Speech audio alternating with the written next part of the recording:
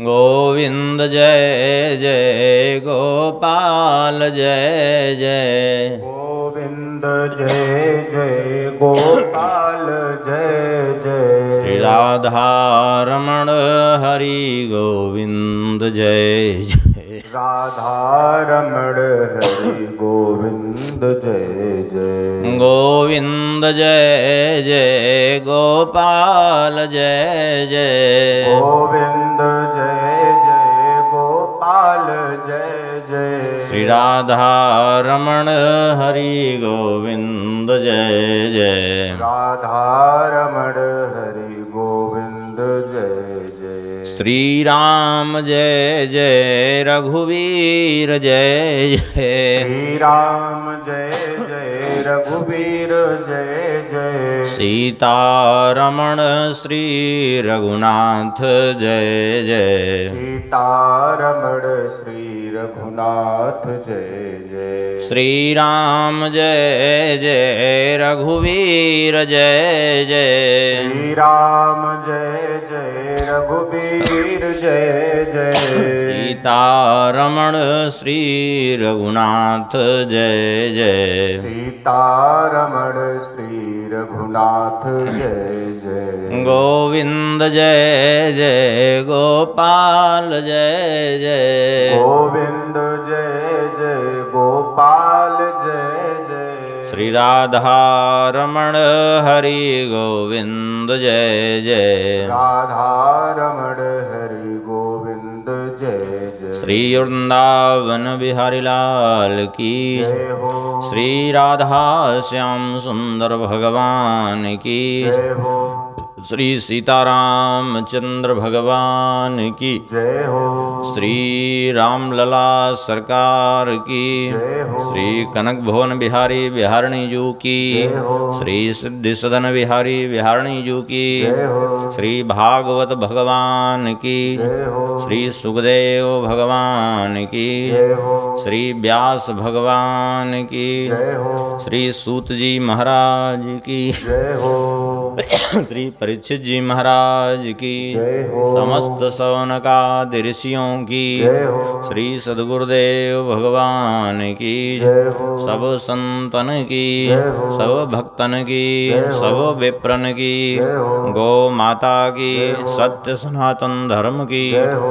जय जय श्री सीताराम जय जय श्री राधेश्याम नमः पार्वती पतये हर हर महादेव। हरिशरणम। परम मंगलमय परात्पर अखिलेश्वर अकारण करुणावरुणालय भक्तवांछा कल्पतरु भगवान की महती कृपा करुणा से भगवान के ही वांग्मय स्वरूप श्रीमद् भागवत जी के माध्यम से हम लोग भगवान के दिव्य पवित्र चरित्रों का कथन श्रवण का सुंदर सुअवसर प्राप्त कर रहे हैं। कल के प्रसंग में हम लोगों ने श्रीमद् भागवत जी के पद्म पुराणोक्त महात्म्य को श्रवण किया।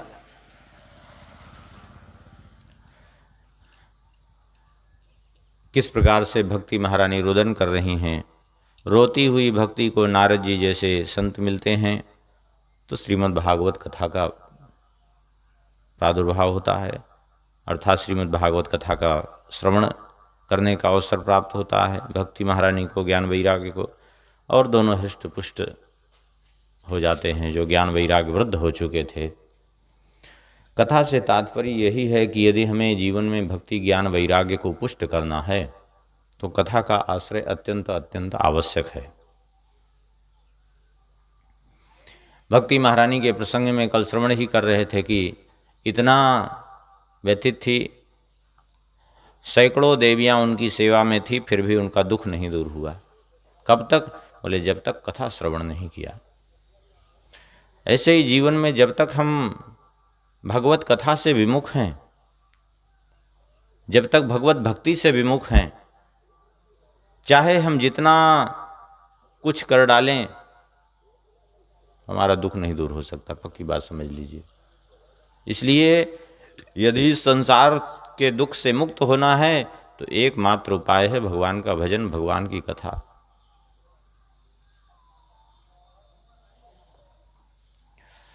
कल के प्रसंग में मंगलाचरण की चर्चा हुई थी।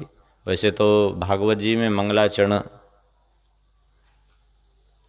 में किसी का नाम नहीं लिया है, सत्यम परम धीमहि कह करके कल संक्षेप में श्रवण कर चुके हैं।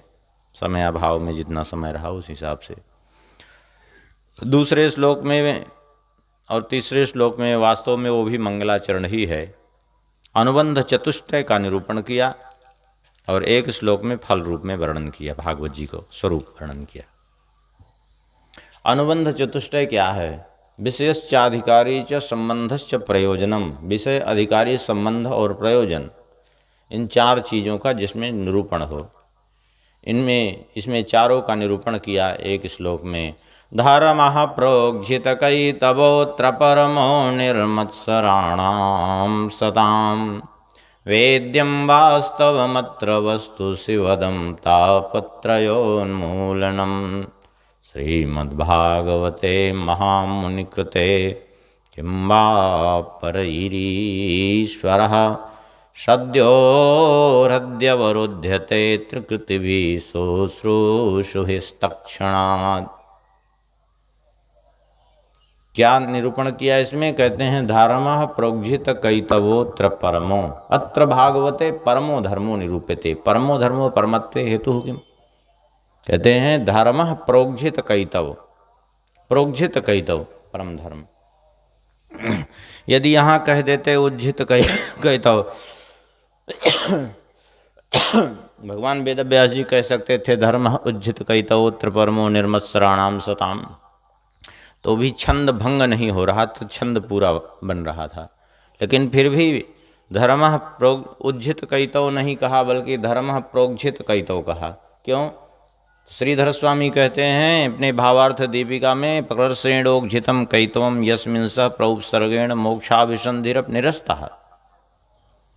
प्राउपसर्ग मानो इसलिए लगा दिया कि जो है यहाँ लौकिक कामना का तो कोई स्थान है ही नहीं, यहाँ मोक्ष तक की भी कहाँ कामना नहीं है। मोक्षाभिसंधिरपि निरस्तः,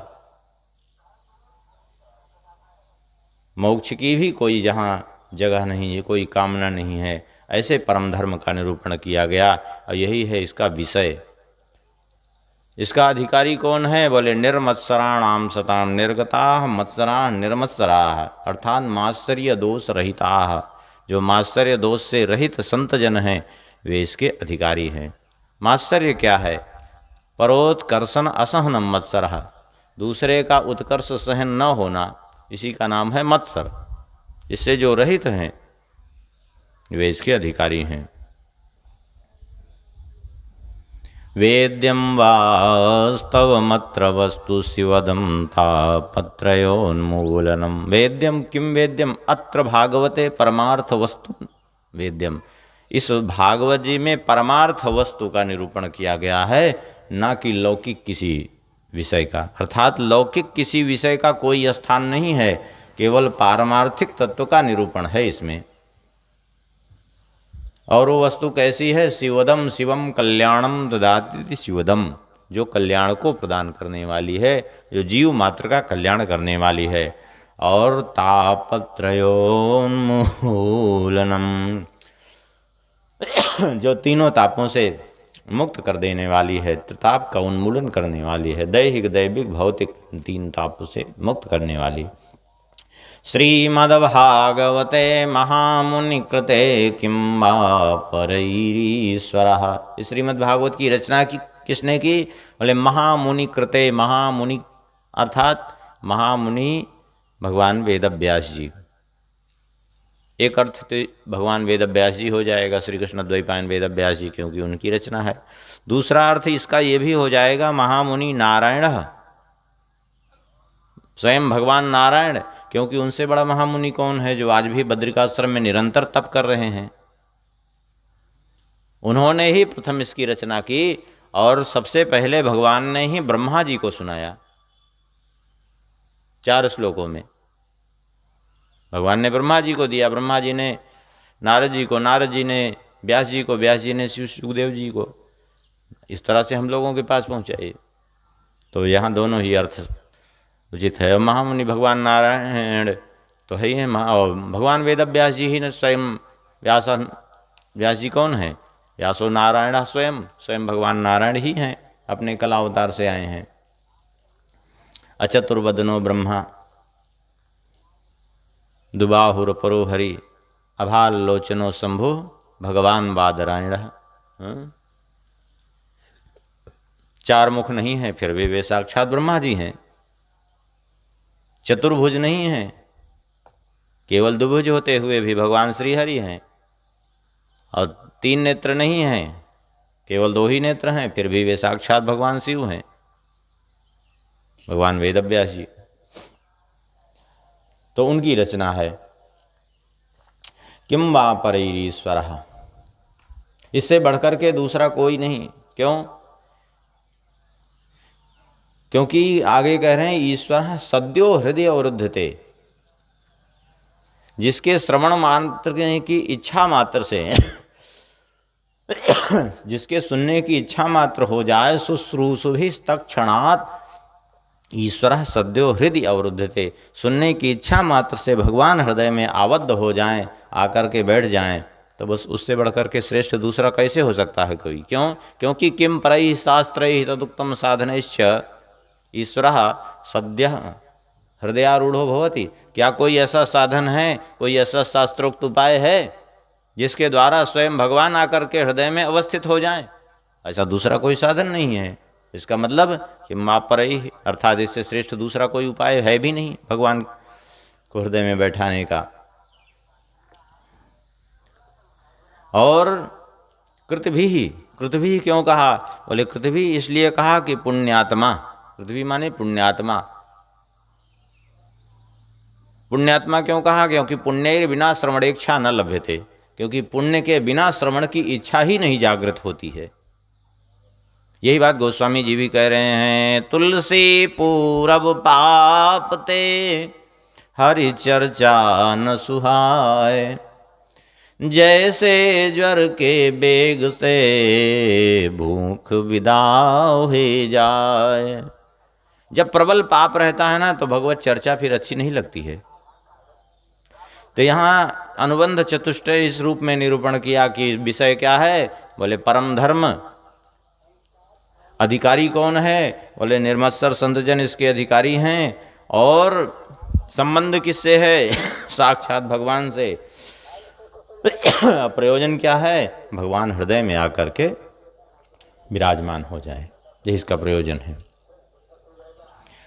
एक श्लोक में फल रूप में इसका निरूपण किया। निगम कल्पतरोर्गलितं फलम सुखमुखादमृत द्रव संयुतम पिबत भागवतं रसमालयं मुहुरहो रसिका भूरि भावुका।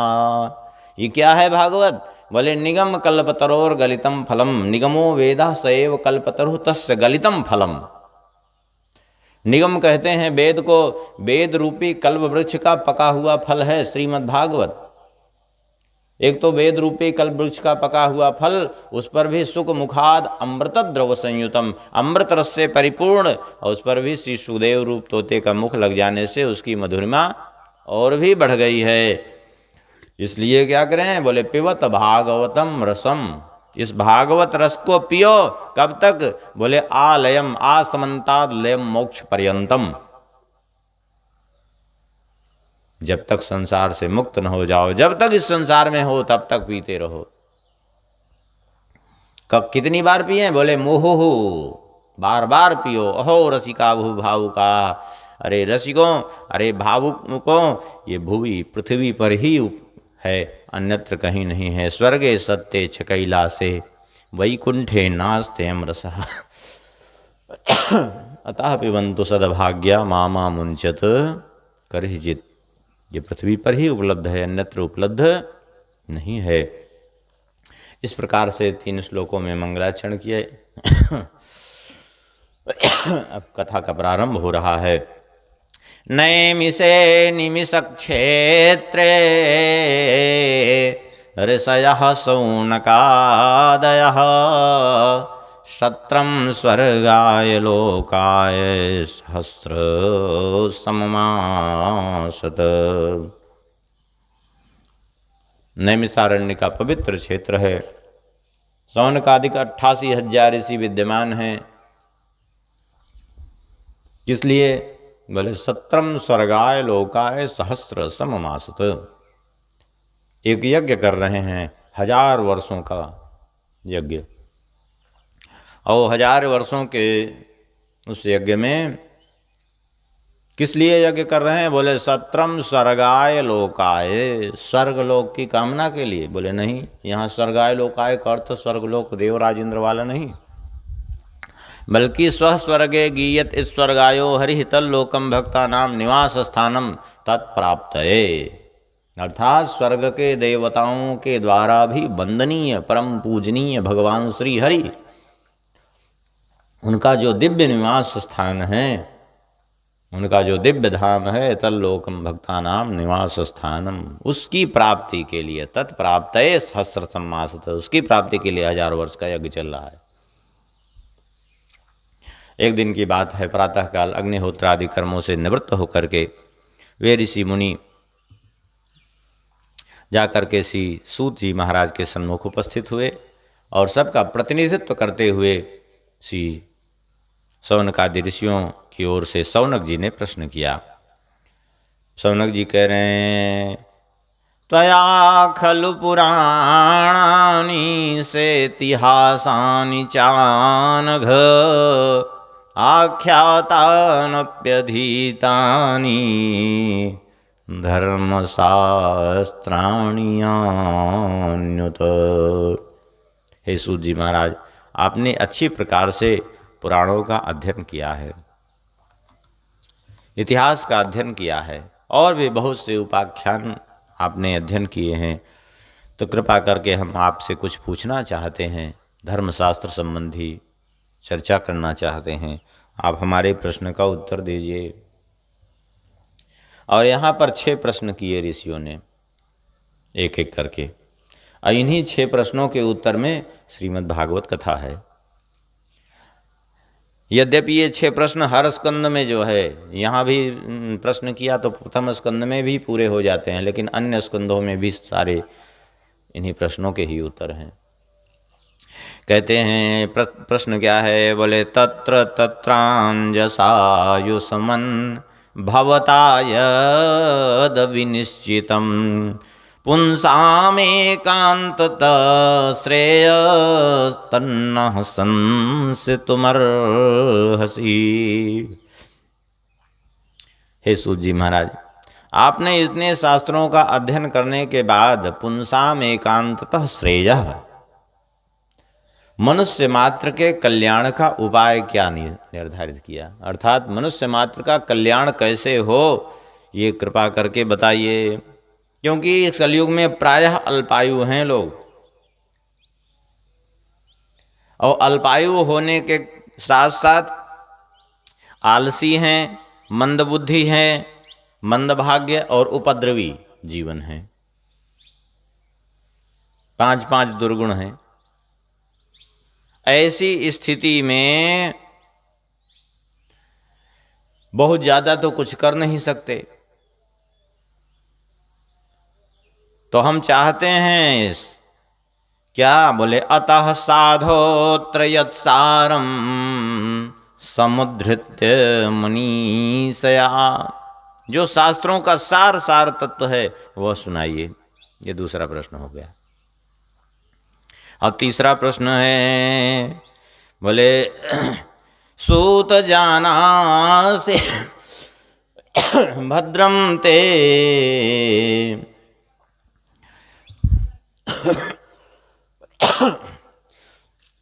सूत जानासि भद्रम ते भगवान् सात्वतां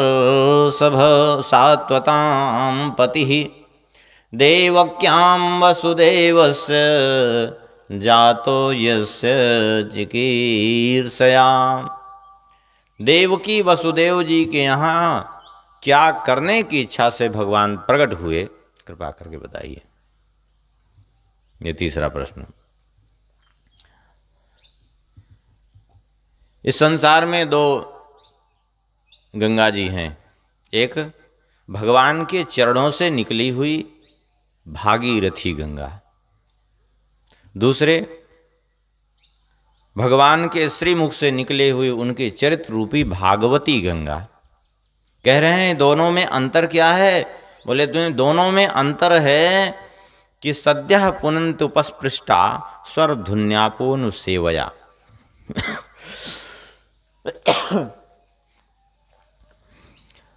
जो भगवान के चरणों से निकली हुई गंगा हैं, जिनको सुर ध्वनि कहते हैं, वे गंगा जी बहुत दिनों तक सेवन करता रहे, उनका गंगा जी स्नान करता रहे तो पवित्र करती हैं, जीवन में कुछ प्रभाव पड़ता है। लेकिन ये जो भगवान के श्रीमुख से निकली हुई भागवती गंगा है, जो उनके चरित्र की रूपी गंगा है, वह तो तुरंत सद्यः पुनन्ति, शीघ्र ही पवित्र कर देने वाली है।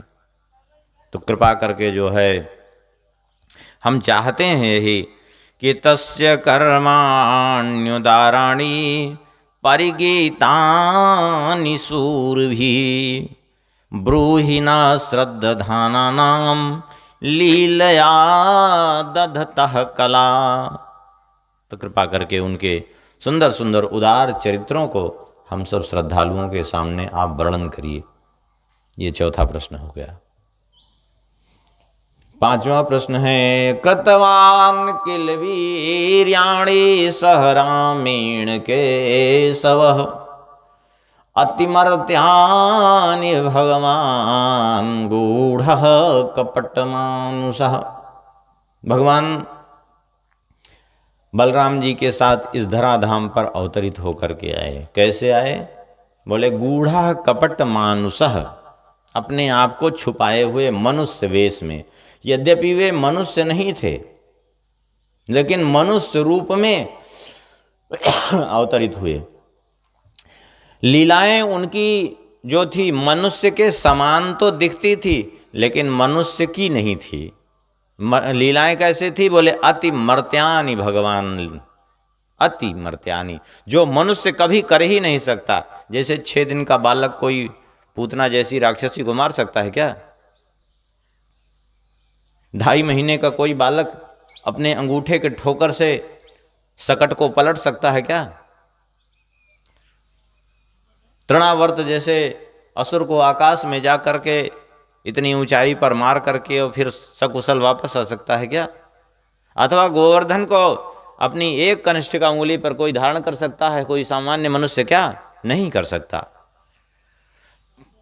यद्यपि लोक दृष्टि में वे मानव जैसे लीला करते दिख रहे थे, सामान्य बालक के जैसे रोते, सामान्य बालक के जैसे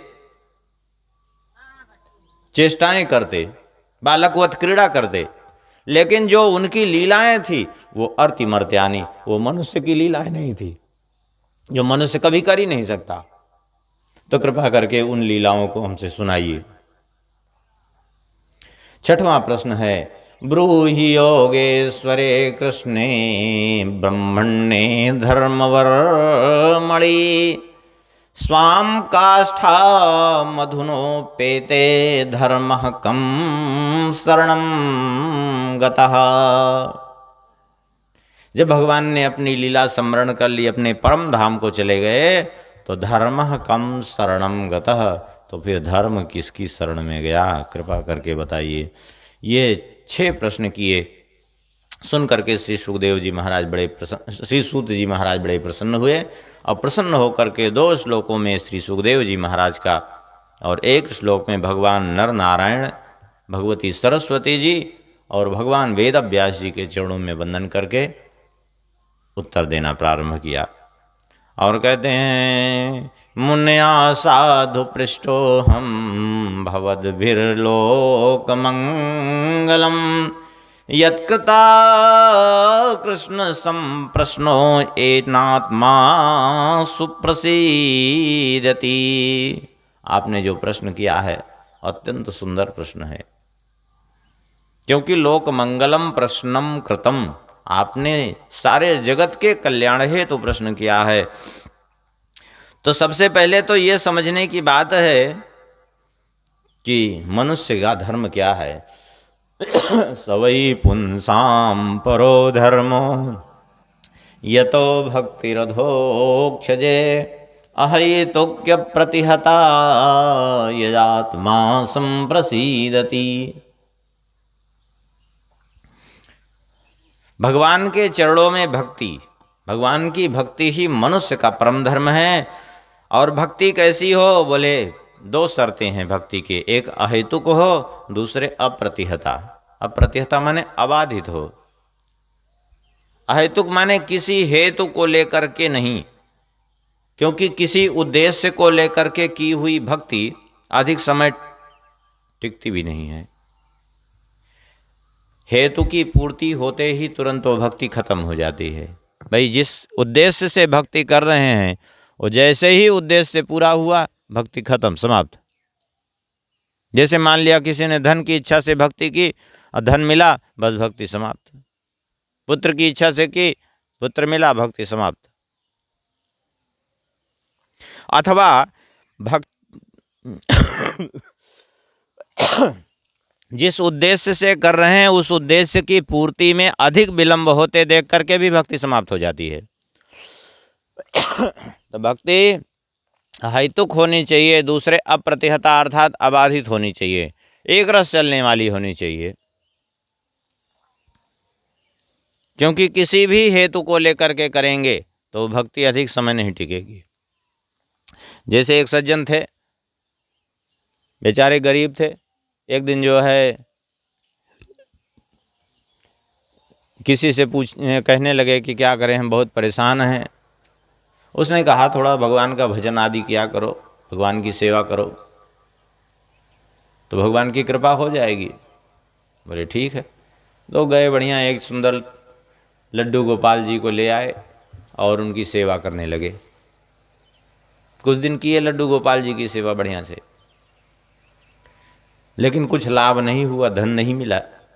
जब नहीं मिला, संयोग से एक दिन एक व्यक्ति मिला, उसने कहा कि लड्डू गोपाल जी तो मोक्ष देने वाले हैं, क्योंकि वो मोक्ष के अधिपति हैं, वो तो सबको मुक्त करते हैं।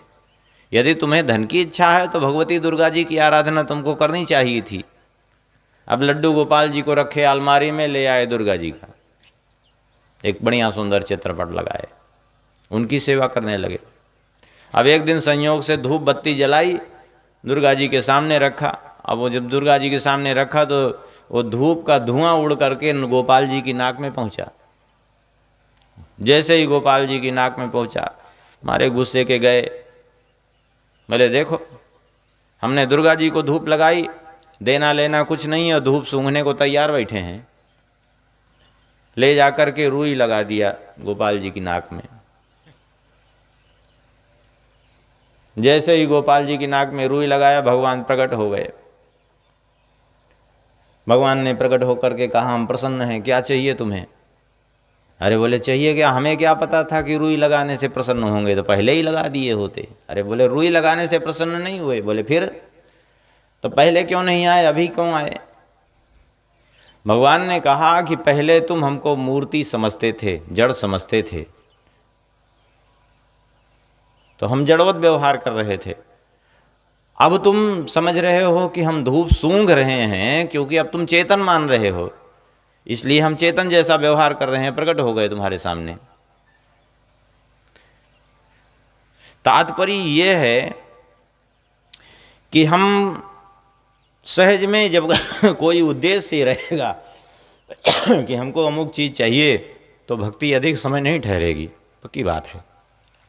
इसलिए भक्ति उसी को कहते हैं, एक तो बिना हेतु के हो, दूसरे अबाधित एक रस चलने वाली हो। ये नहीं कि एक दिन 100 माला जप किया, एक दिन 150 माला किया, एक दिन 50 माला जप किया, एक दिन 80 माला जप किया, इस दिन एक किसी तरह हफ्ता भर चलाए 8-9 दिन, और उसके बाद फिर वही हुआ कि नई भक्ति 9 दिन खींचा तानी 10 दिन चली और 11वें दिन चद्दर तान करके 10 बजे तक सोए, हो गई भक्ति। तो ये नहीं, एक रस चलने वाली भक्ति होनी चाहिए। इससे क्या होगा? बोले इससे भगवान को प्रसन्नता हो जाती है, इसी से अंतःकरण पवित्र हो जाता है। वासुदेवे भगवती भक्ति योगा प्रयोजितः जनयत्याशु वैराग्यम ज्ञानम च यदहैतुकम्। भगवान की भक्ति जब निश्चल भाव से, निष्काम भाव से होगी तो दो पुत्र होंगे, एक वैराग्य और ज्ञान।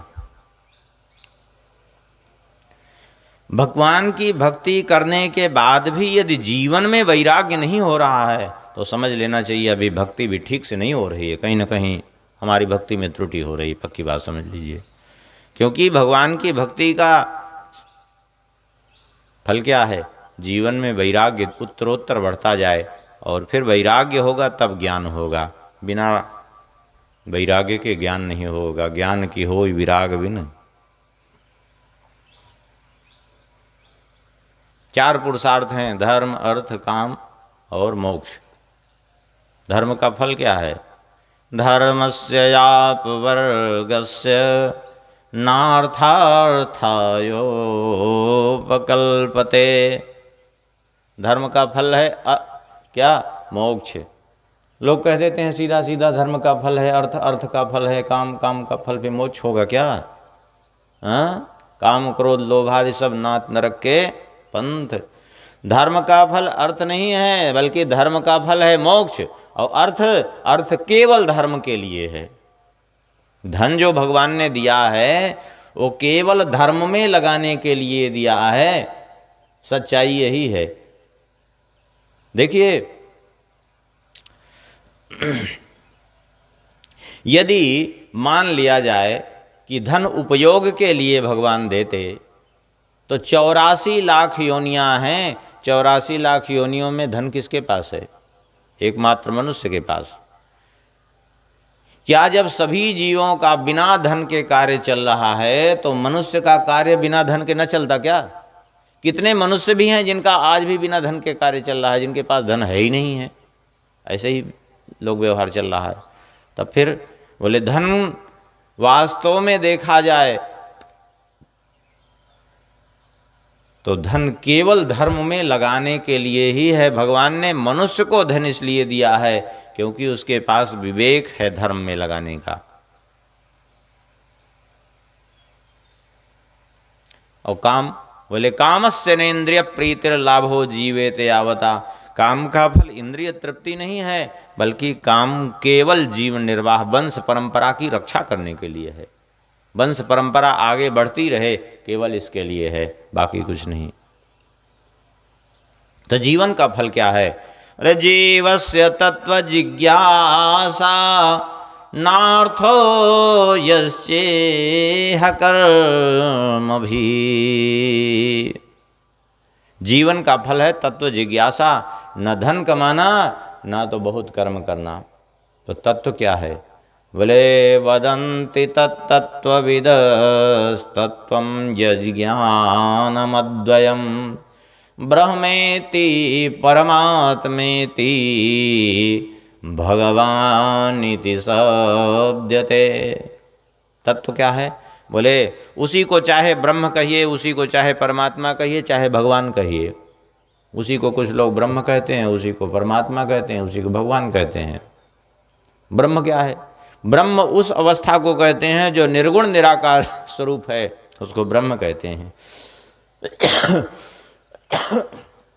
वही निर्गुण निराकार स्वरूप सगुण निराकार स्वरूप में हो जाए तो वही परमात्मा, और वही सगुण साकार रूप धारण कर ले तो भगवान।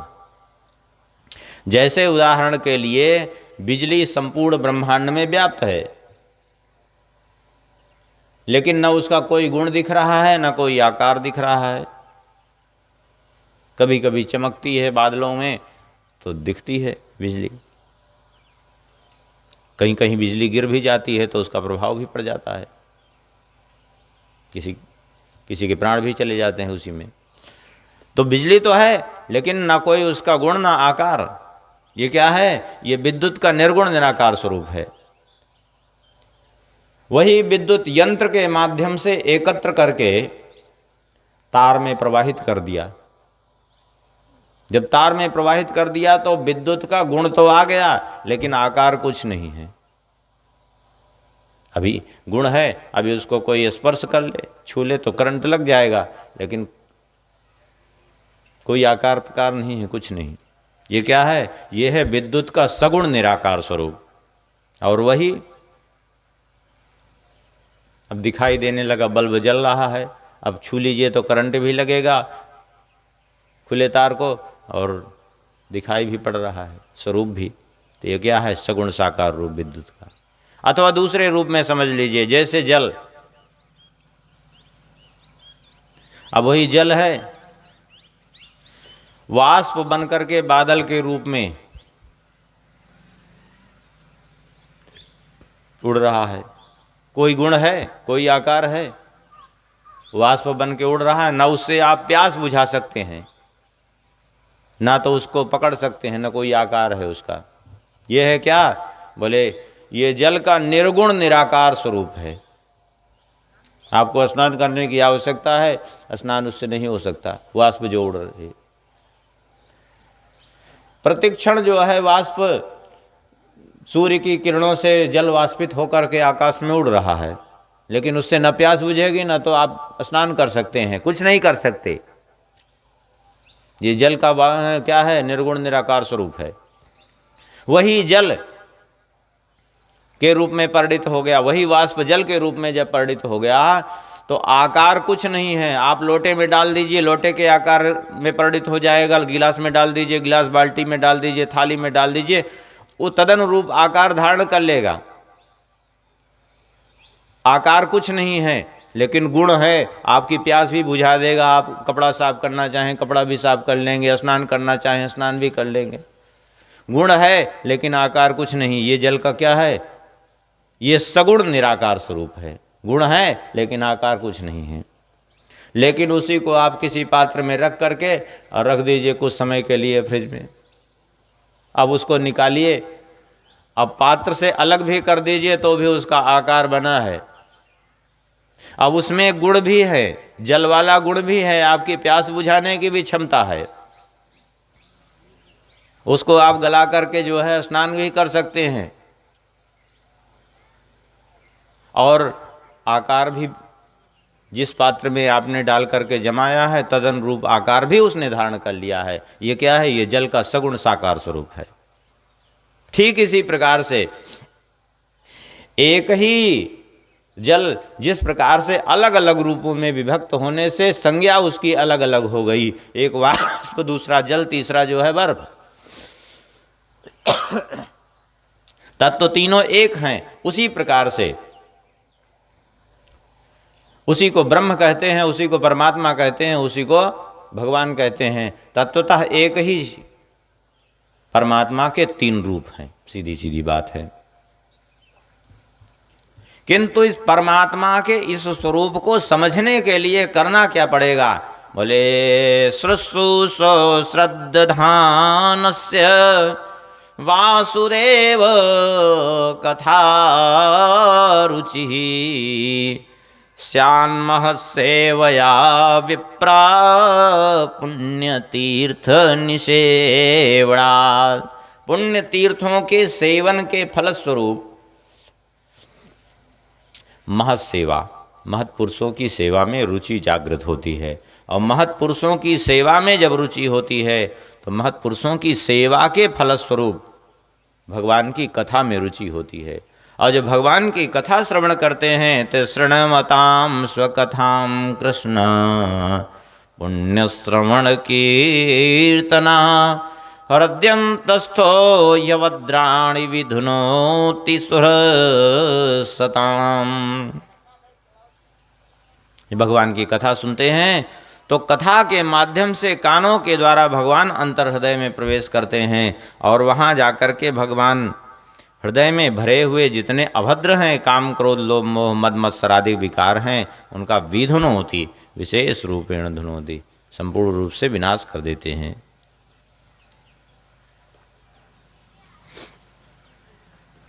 और फिर जब निरंतर कथा श्रवण करता रहता है, भगवान अंतर हृदय में जब बैठ जाते हैं, उसके सारे अभद्र नष्ट हो जाते हैं। तो नष्ट प्रायेषु भद्रेषु नित्यम भागवत सेवया, अभद्रों का जब विनाश हो जाता है, निरंतर भागवत का सेवन करता है। भागवत सेवन माने कथा का सेवन और भक्तजनों का सेवन करता है, तो होता क्या है? बोले भगवत्युत्तम श्लोके भक्तिर भवति नैष्ठिकी, उत्तम श्लोक भगवान में नैष्ठिक भक्ति हो जाती है उसकी। और जब भक्ति हो जाती है तो वैराग्य और ज्ञान का प्रादुर्भाव हो जाता है।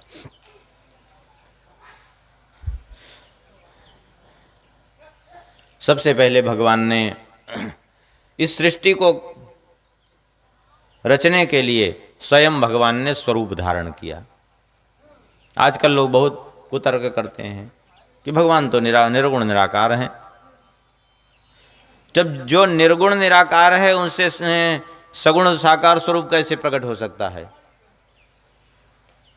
अरे भगवान ने स्वयं पहले सगुण साकार रूप धारण किया। जगृहे पौरुषम रूपम भगवान महदादि भी संभूतम षोडश कनलम आदौ लोक सुशिक्षया लोक सृष्टुम इच्छया स्वयं जगृहे पौरुषम रूपम।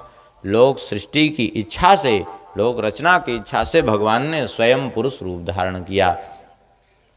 और बहुत समय तक भगवान जल में शयन करते रहे, इसलिए भगवान का नाम पड़ गया नारायण। क्यों?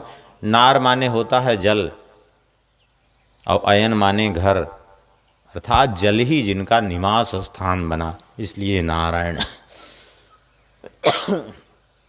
अथवा नारो जीव समूहस्य, नार माने जीव समूह, समस्त जीव मात्र, और समस्त जीव मात्र भगवान के उदर में ही विद्यमान है, सबके आश्रय है भगवान, इसलिए भगवान को नारायण कहते हैं। अथवा नारो जीव समूह से समस्त जीव मात्र के अंतर हृदय में भी भगवान निवास करते हैं, इसलिए भगवान नारायण। हर प्रकार से भगवान ने रचना प्रारंभ की तो भगवान ने कुछ अवतार लिए, क्योंकि यहाँ प्रश्न किया है ना, जो भगवान ने अवतार लिए उनका चरित्र सुनाइए हमें। तो सबसे पहले भगवान ने सैव प्रथमं देवः कौमारं सर्गमास्थितः चचार दुश्चरं ब्रह्मा ब्रह्मचर्यम् अखंडितम्। सबसे पहले भगवान ने स्वयं ब्रह्मा जी की तपस्या से प्रसन्न होकर के 4 रूपों में अवतार लिया। सनक, सनंदन, सनातन और सनत कुमार, इनको सनकादि कहा गया। और अखंड ब्रह्मचर्य व्रत का पालन किया इस रूप में भगवान ने। दूसरी बार भगवान ने रसातल में डूबी हुई पृथ्वी को निकालने के लिए यज्ञेशः सौकरम वपुः, भगवान ने वाराह रूप धारण किया। और वाराह रूप धारण करके जल में प्रवेश करके रसातल में गई हुई पृथ्वी को निकाल करके बाहर ले आए। तीसरी बार ऋषि सर्ग में भगवान ने नारद जी के रूप में अवतार लिया, और नारद जी के रूप में अवतार लेकर के भगवान ने सात्वत तंत्र की रचना की और जीवों को ये बताया कि कर्म करते हुए कैसे जीव कर्म बंधन से मुक्त हो। क्योंकि नहीं कश्चित क्षणमपि जातु तिष्ठत्य कर्मकृत, एक क्षण भी कोई बिना कर्म किए रह नहीं सकता, और कर्म है तो उसके साथ साथ बंधन भी होगा। तो कर्म करते हुए कर्म बंधन से जीव मुक्त कैसे हो, इसकी शिक्षा भगवान नारद जी ने दी। सात्वत तंत्र, नारद पांचरात्र जिसको कहते हैं, नारद पांचरात्र भगवान से प्रश्न किया और भगवान ने उत्तर दिया है।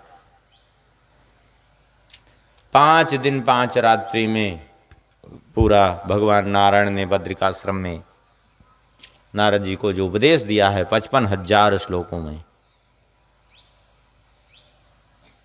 उसका नारद जी ने प्रणयन किया जीवों को कर्म बंधन से छुड़ाने के लिए। चौथी बार तुर्ये धर्म कला सर्गे नर नारायणावृषि भूत्वात्मोपस्मोपेतम अकरो दुश्चरम तपः। चौथी बार भगवान ने नर नारायण के रूप में अवतार लिया और नर नारायण के रूप में अवतार लेकर के कठोर तप किया भगवान ने इस रूप में। अब आज भी तप कर रहे हैं भगवान नर नारायण।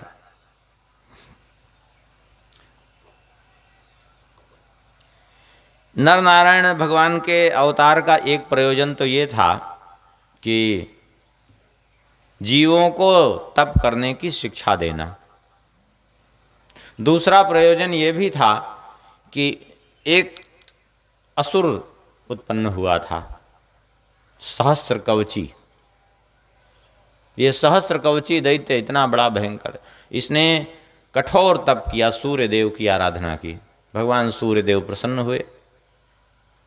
सूर्य भगवान प्रकट हुए सामने, बोले क्या चाहिए, वरदान मांगो। इसने कहा हमें अमरत्व प्रदान कर दीजिए। सूर्य भगवान ने कहा कि हम अमरत्व तुम्हें नहीं दे सकते, अमरत्व के अतिरिक्त यदि कुछ तुम मांगो तो हम दे सकते हैं, क्योंकि अमरत्व जो है वो जो भी गर्भ से जन्म लिया है उसको तो मरना पड़ेगा। इसने सोचा कि अब क्या करें, तो इसने कहा कि ठीक है, यदि आप अमरत्व नहीं दे सकते तो एक काम करिए कि हमें ये वरदान दे दीजिए कि हमारे शरीर पर 1000 कवच हो जाएं। वो ऐसे दिव्य कवच हमारे शरीर पर 1000 शरीर के साथ साथ धारण न करना पड़े, कि ऐसे दिव्य कवच हों कि कोई 1000 वर्ष तक तपस्या करे और फिर उसके बाद 1000 वर्ष तक लगातार युद्ध करे बिना विश्राम किए हुए, तब हमारा एक कवच तोड़ पावे हो। और जो भी हमारे कवच का भेदन करे वो तुरंत मृत्यु को प्राप्त हो जाए। अब ऐसा वरदान मांग लिया, भगवान सूर्यदेव ने दे दिया, क्योंकि वचनबद्ध थे। अब इसने अत्याचार प्रारंभ किया। अब इसका सामना करने वाला कोई नहीं रहा। क्यों? क्योंकि पहले तो 1000 वर्ष कोई तप करे, 1000 वर्ष तप करने के बाद फिर 1000 वर्ष तक ही लगातार युद्ध करे, तब जाकर के एक कवच तोड़ पाएगा वो। और एक कवच तोड़ भी दे कदाचित, तो भी तोड़ने के बाद वो मर ही जाएगा, तो फायदा क्या हुआ 1000 वर्ष लड़ने का, फिर भी 999 कवच बचे रहेंगे। बड़ा विचित्र वरदान मांगा था। पहली बात तो 1000 वर्ष तप करे, फिर 1000 वर्ष लड़े भी कोई मतलब नहीं निकले। 1000 वर्ष बिना विश्राम किए लड़ेगा कौन? चलो लड़े भी अगर तो फिर ये भी तो समस्या कि फिर मर ही जाएगा एक कवच तोड़ने के बाद, 999 फिर भी बचे रहेंगे। हाहाकार मच गया। इसने चारों ओर खूब अत्याचार किया। सब ने जाकर भगवान नारायण से पुकारा, प्रभु अब आप ही कृपा करिए, क्योंकि आप सर्वविध उपाय हैं। भगवान ने कहा चिंता मत करो, अब हम ही आएंगे उसका दमन करने के लिए। तो भगवान ने 2 रूप धारण किए, नर और नारायण का रूप। धर्म की पत्नी मूर्ति के द्वारा 2 रूप में भगवान अवतरित हुए, नर नारायण, और जाकर के गंधमादन पर्वत पर कठोर तप में प्रवृत्त हो गए। 1000 वर्ष तक कठोर तप किया भगवान नर नारायण ने। 1000 वर्ष कठोर तप करने के बाद नारद जी को भगवान ने प्रेरित किया। नारद जी पहुँचे उसके पास। अब बोले तुम संसार के प्राणियों से क्यों लड़ते हो? अरे ऐसे व्यक्ति से लड़ो जो तुम्हारे योग्य हो, मरे हुए को क्या मारना, ये किससे लड़ें? बोले तुम्हारे जोड़ के 2 बालक हैं जो गंधमादन पर्वत पर तप कर रहे हैं, तुम उन्हीं को जाकर के अगर युद्ध के लिए ललकार दो तो तुम्हारी इच्छा अवश्य वो पूर्ण कर देंगे। बोले ठीक है। मृषा न हो देवर्षि बाघ। देवर्षि नारद जी तो कभी असत्य भाषण करते नहीं। ये विचार करके तुरंत वो अस्त्र शस्त्र लेकर के पहुंचा। देखा तो गंधमादन पर्वत पर हिमालय में क्षेत्र में भगवान नर नारायण तप कर रहे थे। सोचा ये तो बड़े सुकुमार दिख रहे हैं, लेकिन नारद जी ने कहा तो बलवान भी अवश्य होंगे। और फिर इतना प्रचंड धनुष इनके पास में है।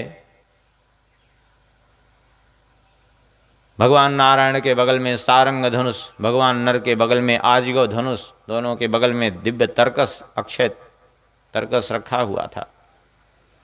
लगता बलवान तो हैं। चलो युद्ध के लिए चुनौती दी।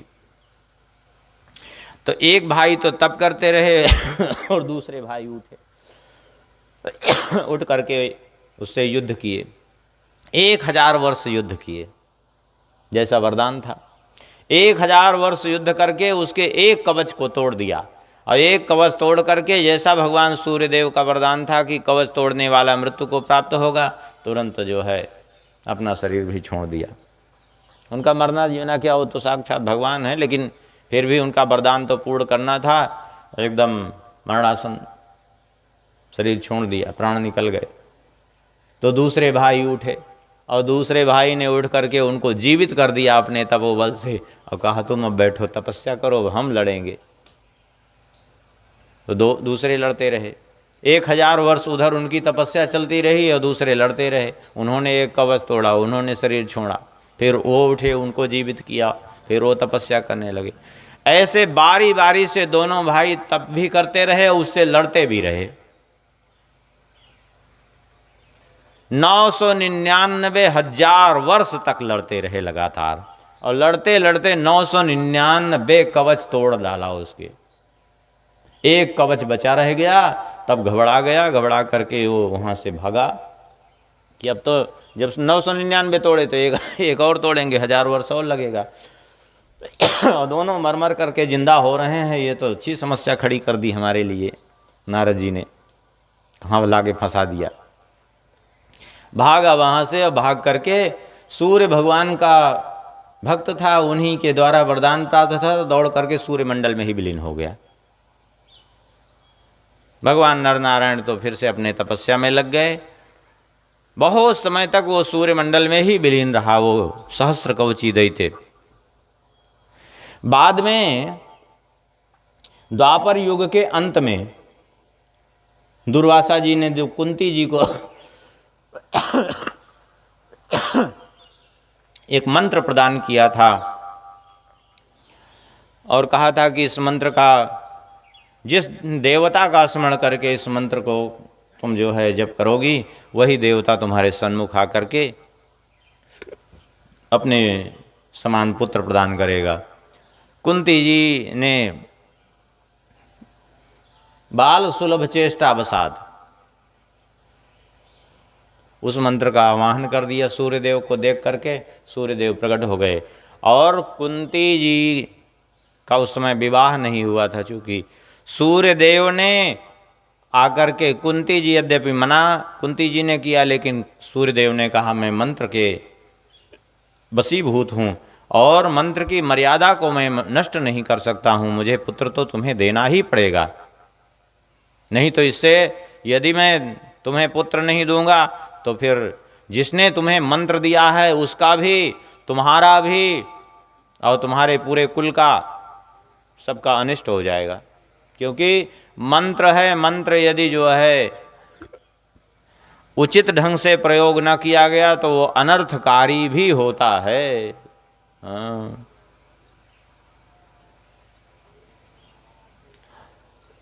सूर्यदेव ने गर्भ स्थापित किया कुंती जी को, और वही जो सहस्र कवची नाम का दैत्य था पूर्व जन्म में, जो सूर्य मंडल में विलीन था, उसी को कुंती जी के गर्भ में स्थापित कर दिया सूर्यदेव ने, और वही दूसरे जन्म में कर्ण बन करके प्रकट हुआ, और वो एक कवच जो शेष था वही कवच धारण किए हुए पैदा हो गया था कर्ण।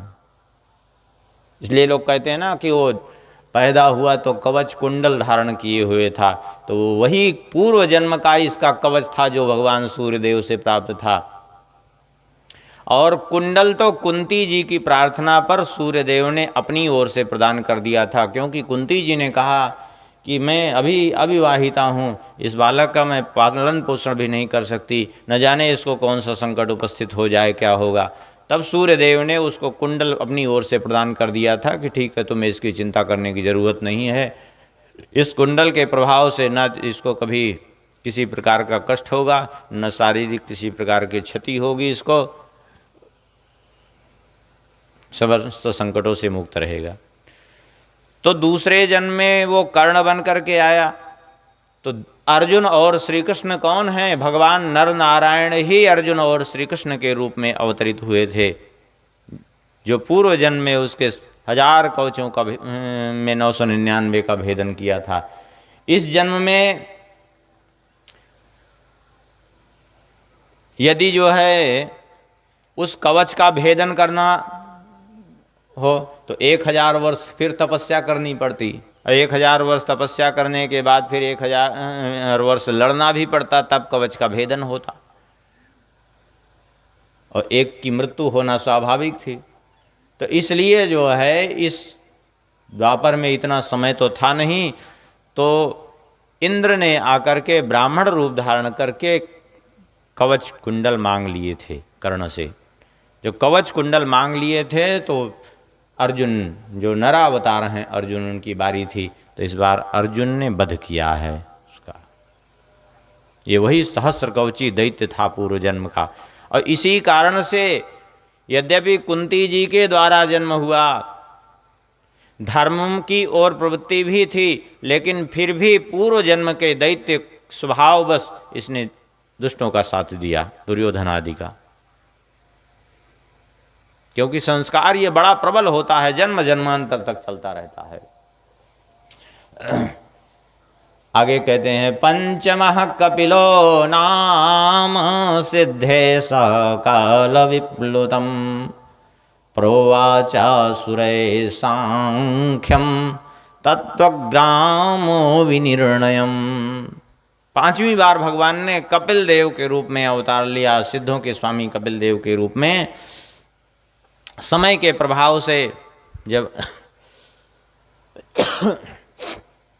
सांख्य शास्त्र लुप्त हो गया था, तो कपिल भगवान के रूप में अवतरित होकर के भगवान ने पुनः जो है सांख्य शास्त्र का प्रणयन किया। आसुरी नाम के एक ब्राह्मण को सांख्य शास्त्र का उपदेश दिया है। संक्षिप्त रूप से माता देवहूति जी को भी प्रदान किया है। और 6वीं बार भगवान ने अत्रि जी के पुत्र के रूप में अवतार लिया, और भगवान का नाम हुआ दत्तात्रेय। इस रूप में भगवान ने अवधूत चर्या का पालन करके उसकी शिक्षा दी। उसके बाद 7वीं बार भगवान ने इस रूप में भी यदु, अलर्क, प्रहलाद आदि को उपदेश भी दिया है। 7वीं बार भगवान ने रुचि प्रजापति की पत्नी आकुति के गर्भ से भगवान ने यज्ञ नारायण के रूप में अवतार लिया, स्वयंभू मनवंतर की रक्षा की। क्योंकि मनोजी महाराज, स्वयंभू मनोजी महाराज जाकर के तप करने लगे थे, और उनके तप में एक बार असुरों ने उनको तप करते देखा, तो सोचा कि अच्छा अवसर है इनको जाकर के इसी समय, बाहर शरीर का कुछ बोध नहीं है, इसी समय भक्षण कर जाएं। जैसे उनको खाने के लिए दौड़े, उसी समय भगवान प्रकट हो गए, प्रकट होकर के उन असुरों का संहार किया है। 8वीं बार भगवान ने नाभि की पत्नी मेरु देवी के गर्भ से ऋषभ देव जी के रूप में अवतार लिया, और संन्यास आश्रम धर्म का उपदेश दिया। 9वीं बार भगवान ने पृथु जी के रूप में अवतार लिया। बेन की भुजाओं का मंथन किया है जब ऋषियों ने, तो पृथु के रूप में अवतार लेकर के भगवान ने पृथ्वी का पालन किया। और ये पृथ्वी जो ऊंची नीची थी, इस पृथ्वी को समतल भूमि के रूप में पृथु जी ने ही परिणित किया है। 10वीं बार भगवान ने मत्स्य रूप धारण किया। इस मत्स्य रूप को धारण करके भगवान ने जल में डूबती हुई पृथ्वी जल में डूब रही थी, तो उस समय वैवस्वत मनु और जो पूर्व जन्म में सत्यव्रत थे, मनु और ऋषियों की, वेदों की, बीजों की रक्षा की है। 11वीं बार भगवान ने जब समुद्र मंथन हो रहा था, तो उस समुद्र मंथन में मंदराचल का आधार बनने के लिए कच्छप रूप धारण किया, और अपनी पीठ पर भगवान ने कच्छप रूप, क्योंकि कछुए की पीठ जो है बड़ी मजबूत होती है, अपनी पीठ पर भगवान ने मंदराचल को धारण किया, क्योंकि दूसरा कोई धारण करने में समर्थ नहीं था। 12वीं बार भगवान ने धन्वंतरी रूप धारण किया, और धन्वंतरी रूप धारण करके भगवान समुद्र से अमृत कलश लेकर के निकले थे। और 13वां अवतार भगवान का है मोहिनी अवतार। मोहिनी रूप धारण करके भगवान ने जब देवता और दैत्य आपस में लड़ रहे थे, छीना झपटी कर रहे थे उस अमृत कलश के लिए, तब भगवान ने मोहिनी रूप धारण किया, और मोहिनी रूप से भगवान ने देवताओं को अमृत पिलाया था। 14वीं बार भगवान ने नरसिंह रूप धारण करके हिरण्यकशिपु का वध किया और प्रहलाद जी की रक्षा की। 15वीं बार भगवान ने वामन रूप धारण किया। आगे ये सब चरित्र विस्तृत रूप से आते जाएंगे, अभी तो ये संक्षेप में बता रहे हैं। 15वीं बार भगवान ने वामन रूप धारण किया, और वामन रूप धारण करके भगवान ने 3 पग भूमि के बदले संपूर्ण त्रिलोकी राजा बलि से लेकर के इंद्र को प्रदान की। 16वां अवतार भगवान का है परशुराम जी का अवतार।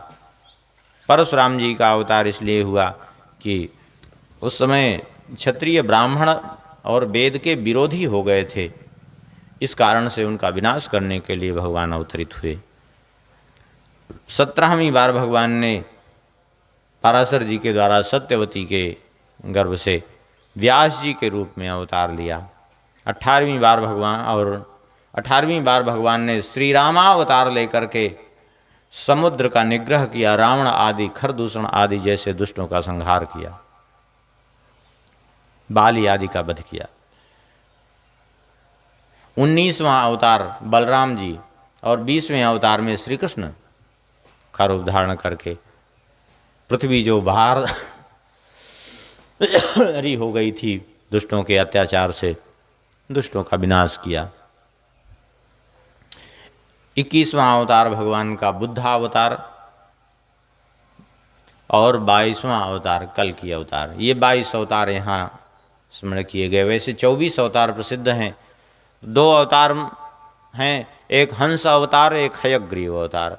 हंस अवतार उस समय भगवान ने लिया जब सनकादिकों ने जाकर के ब्रह्मा जी से कुछ प्रश्न किए, लेकिन ब्रह्मा जी उसका उत्तर देने में समर्थ नहीं हो पाए, तब भगवान ने हंस रूप धारण किया और ब्रह्मा जी और सनकादिकों का समाधान किया। और हयग्रीव अवतार भगवान ने उस समय लिया था। हयग्रीव नाम का एक दैत्य था, दानव हयग्रीव, दनु का पुत्र हयग्रीव। इसकी का हयग्रीव नाम इसलिए पड़ा कि इसकी घोड़े जैसी ग्रीवा थी। सारा शरीर तो मनुष्याकार था, लेकिन ऊपर का हिस्सा जो है घोड़े जैसा था पूरा, इसका नाम इसलिए नाम पड़ गया हयग्रीव। तो ये इसने भगवती की आराधना की, भगवती प्रकट हुई, बोले क्या चाहिए तुम्हें? तो इसने कहा कि हमें अमरत्व तो प्रदान कर दिए। भगवती ने कहा अमरत्व तो नहीं मिलेगा, और कुछ मांगो। तो बोले ठीक है, यदि अमरत्व तो नहीं दे सकते तो ये वरदान दे दीजिए मुझे कि हयग्रीव के अतिरिक्त तो कोई न मार सके हमको। हयग्रीव माने घोड़े के जैसी ग्रीवा जिसकी हो, हयग्रीव के अतिरिक्त कोई न मार सके। भगवती ने कहा तथास्तु। अब हयग्रीव इसके अतिरिक्त संसार में दूसरा कोई था ही नहीं, तो इसका वध करने के लिए इसने वेदों को चुरा लिया, ले जाकर रसातल में छुपा दिया। तब इसका वध करने के लिए स्वयं भगवान ने ही हयग्रीव रूप धारण किया, और हयग्रीव रूप धारण करके भगवान ने इसका विनाश किया है। इस प्रकार से 24 अवतार हैं। ये अवतारों का जो चरित्र है, कहते हैं एते चांस कला पुंसा कृष्णस्तु भगवान स्वयं। कुछ अंश कुछ कला अवतार, लेकिन कृष्णस्तु भगवान स्वयं, रामस्तु भगवान स्वयं। रामावतार कृष्णावतार ये स्वयं भगवान ही हैं, ये अवतारी हैं, अवतार नहीं हैं। कहते हैं जब संकट आता है संसार पर, तब भगवान का अवतार होता है। ये जो अवतारों का चरित्र है, इसका जो प्रातः काल सायंकाल स्मरण करते हैं वो दुखों से मुक्त हो जाते हैं। आप कहेंगे ये तो याद ही नहीं रहेगा, तो इसका उपाय है याद करने का। श्री नाभा गोस्वामी जी ने अपने भक्तमाल में एक छप्पय लिखा है, सबसे प्रारंभ में ही। उस छप्पय को याद कर ले तो पूरा जो है 24 अवतार उसमें आए। अपने आप एक छप्पय का पाठ करने से पूरे 24 अवतार हो जाएंगे।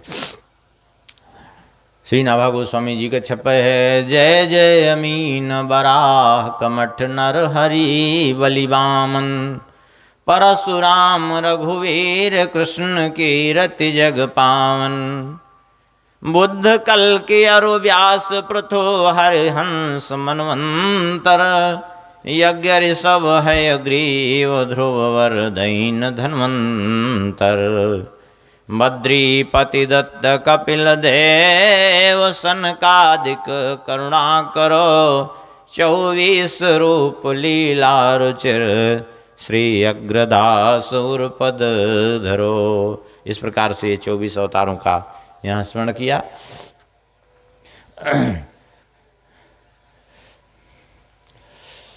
कहते हैं इसी 24 अवतारों का जो चरित्र है, इदम भागवतम नामो पुराणम ब्रह्म संहितम, इसी का नाम है भागवत। ये साक्षात वेद स्वरूप है, साक्षात भगवत स्वरूप है, और इसमें भगवान का चरित्र वर्णन किया गया है भगवान वेदव्यास जी के द्वारा।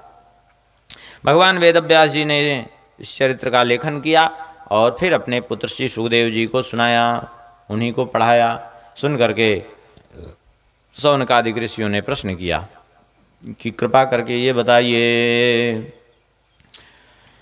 आपने कहा कि श्रीमद् भागवत की रचना वेदव्यास जी ने की और श्री सुखदेव जी को पढ़ाया। बोले हाँ, तो कृपा करके बताइए, कस्मिन् युगे प्रवृत्तेयं स्थाने वाक्येन हेतुना, कुतः संचोदितः कृष्णः कृतवान् संहितां मुनिः। किस युग में, किस स्थान पर और किस हेतु से श्री कृष्ण द्वैपायन वेदव्यास जी ने इसकी रचना की? क्योंकि बिना किसी कारण के कोई कार्य नहीं होता। और फिर आपने ये भी कहा कि श्री सुखदेव जी को इसका अध्ययन कराया। तो कृपा करके ये बताइए, हमने तो सुना है श्री सुखदेव जी के संबंध में कि तस्य पुत्र महायोगी समुद्र निर्विकल्पकः, एकांतमतिरुन्निद्रो गूढ़ो मूढ़ इवेयते। उनके पुत्र तो महायोगी थे, एकांतवास करने वाले, निर्विकल्प समाधि में, निर्गुण ब्रह्म की निर्विकल्प समाधि में लगे रहने वाले। और इतना ही नहीं, हमने तो यहाँ तक सुना है उनके संबंध में कि दृष्ट्वानुयान्तं ऋषिमात्मजमप्यनग्नं, देव्यो ह्रिया परिदधुर्न सुतस्य चित्रं, तद्वीक्ष्य पृच्छति मुनौ जगदोस्तवास्ति,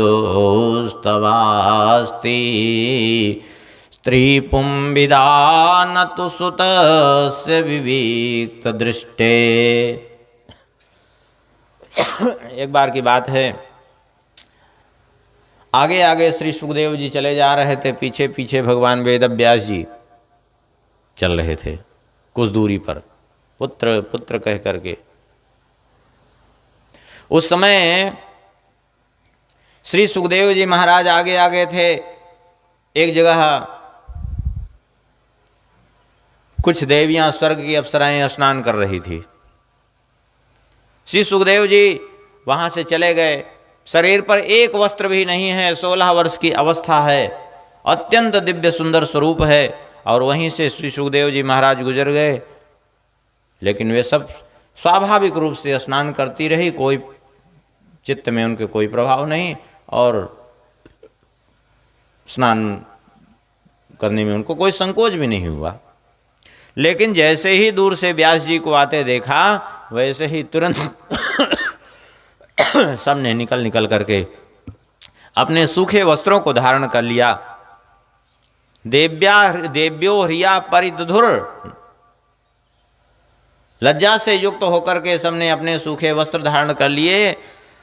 जबकि न सुतस्य चित्रम, जबकि पुत्र को देख करके संकोच नहीं हुआ। भगवान वेदव्यास जी जब पहुंचे तो उन्होंने देखा तो पूछा, देवियों एक बात समझ में नहीं आई, अभी अभी मेरा पुत्र यहां से सामने से गुजरा है,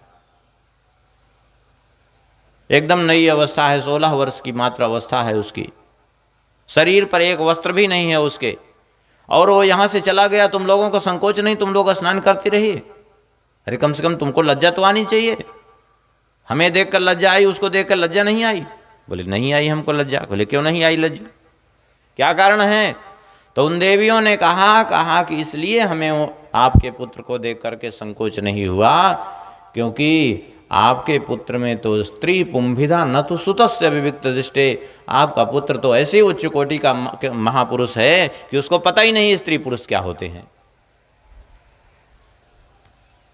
और जिसको पता ही नहीं कि स्त्री कौन है पुरुष कौन है, जिसको ज्ञान ही नहीं है संसार का, उसके सामने कोई 1000 वस्त्र धारण करे तो क्या फर्क, कोई कुछ न पहने रहे तो क्या फर्क पड़ता है? कोई फर्क नहीं उसको, क्योंकि वो संसार का ही उसको ज्ञान नहीं है, वो केवल भगवान के अतिरिक्त किसी को जानता ही नहीं आपका पुत्र। तो ऐसी स्थिति में उन्होंने कैसे आकर के अध्ययन किया? अरे जो इतने उच्च कोटि के महापुरुष हैं, श्री सुखदेव जी की सगोदोहन मात्रम ही गृह सुगृह में धीनाम अवेक्षते महाभागस तीर्थी कुर्वस्तदाश्रमम, कि कदाचित समाधि से उठे, भूख का अनुभव हुआ तो चले गए किसी घर पर और जाकर के वहीं खड़े हो गए भिक्षा लेने के लिए कि कुछ हमें भोजन मिल जाए। कितनी देर खड़े होते हैं? बोले जितनी देर एक गाय को दूहने में समय लगता है, बस इतनी देर, और उतनी देर में यदि कुछ मिल गया तो मिल गया, और नहीं तो वहां से आगे बढ़ गए। और इतनी देर खड़े होने मात्र से जिसके द्वार पर खड़े हो जाएं उसका घर तीर्थ बन जाता है, ऐसी जिसकी महिमा है। जिसके चरण पड़ते ही वो घर ही तीर्थ रूप में परिणित हो जाता है। ऐसे महापुरुष उन्होंने कैसे अध्ययन किया? और फिर आपने कहा कि परीक्षित जी को सुनाया, तो कृपा करके ये बताइए कि अभिमन्यु सुतम सूत प्राहुर्भागवतोत्तमम् तस्य जन्म महाश्चर्यम कर्माणि च गृहिणिनः। आप अभिमन्यु पुत्र परीक्षित जी के जन्म आदि की कथा सुनाइए। और फिर ससम्राट कस्य वा हेतु पांडूनाम मानवर्धना प्रायोपविष्टो गंगायाम अनाधृत्यादिराट, अपनी राज्य लक्ष्मी का परित्याग करके गंगा जी के तट पर जाकर आमरण अनशन में क्यों बैठ गए वे? कृपा करके बताइए। सुन करके श्री सूत जी महाराज कहते हैं, बहुत सुंदर प्रश्न किया है। सबसे पहले आपने प्रश्न किया कि किस युग में इसकी रचना की, तो सुन लीजिए, इसी वर्तमान चतुर्युगी के त्रेता युग में, द्वापर युग में भगवान वेदव्यास जी का जब अवतरण हुआ, जा करके वे तप करने लगे। एक दिन उन्होंने देखा कि युग परिवर्तन का समय आ रहा है, लोगों की मेधा शक्ति धीरे धीरे क्षीण हो रही है, लोग वेद को धारण करने में समर्थ नहीं हो रहे हैं। तो एक वेद के 4 विभाग किए उन्होंने, ऋग यजुः साम अथर्वाख्या, अर्थात ऋग वेद, यजुर्वेद, सामवेद, अथर्ववेद के रूप में, और अलग अलग ऋषियों को पढ़ाया कि इनकी परंपरा में जो है अपने अपने शाखा का यदि पाठ करते रहेंगे, नित्य वेद का पाठ करने से याद रहेगा। लेकिन देखा कि जो है आगे चल करके इतना भी लोग धारण करने में समर्थ नहीं है, तो उसके भी अलग अलग विभाग किए, अलग अलग ऋषियों को पढ़ाया। उसके बाद जो है भगवान वेदव्यास जी ने देखा कि स्त्री शूद्रध्वजबंधूनाम त्रयीना श्रुति गोचरा कर्म श्रेयसी मूढ़ानाम श्रेय एव भवेदिह। स्त्री, शूद्र वर्ण, पति द्विजाति, ये सब जो है जिनको वेद को ग्रहण करने का अधिकार नहीं है, इनको धर्म का ज्ञान कैसे हो? तो इनको धर्म का ज्ञान कराने के लिए महाभारत की रचना की। आज कितना बड़ा दुर्भाग्य है, लोग कह देते हैं कि महाभारत सुनने से महाभारत होती है, महाभारत पढ़ने से महाभारत। ये सब व्यर्थ का प्रलाप है। वास्तव में महाभारत जैसा इतना उत्तम ग्रंथ 1,00,000 श्लोक, 1,00,000 श्लोक से ज़्यादा ही है, जिसके संबंध में कहा है, भगवान वेदव्यास जी ने भी लिखा है, यन्ने हस्त न क्वचित, जो महाभारत में नहीं हो कहीं नहीं, यन्न भारते तन्न भारते, जो महाभारत में नहीं हो पूरे भारत में नहीं। आज चाहे जो जितनी बड़ी बड़ी बात करे कि हमने ये खोज कर ली, वो खोज कर ली, ये कर लिया, वो कर लिया, लेकिन जो कुछ भी कोई कहेगा, जो कुछ भी लिखेगा, जो कुछ भी कहेगा, वो सब कुछ पहले वेदव्यास जी ने लिख के रखा है। जो कुछ भी कोई नया नया चाहे जितना कोई अनुसंधान करे, ये सब पहले से हमारे ऋषि मुनियों ने लिख के रखा है। किसी की नई कोई खोज नहीं है।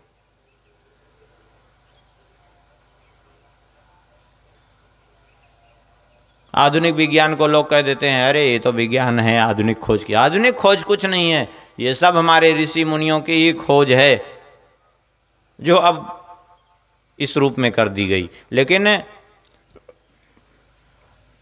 आधुनिक जो भौतिक विज्ञान है, ये विकास तो विकास विनाश की ओर भी ले जा रहा है लोगों को। पहले का जो हमारा भौतिक विज्ञान था वो विकास की ओर उन्मुख था। क्यों? क्योंकि पहले का जो हमारा भौतिक विज्ञान था वो अध्यात्म का अनुयायी भौतिक विज्ञान था। आज का जो भौतिक विज्ञान है वो अध्यात्म से विमुख है।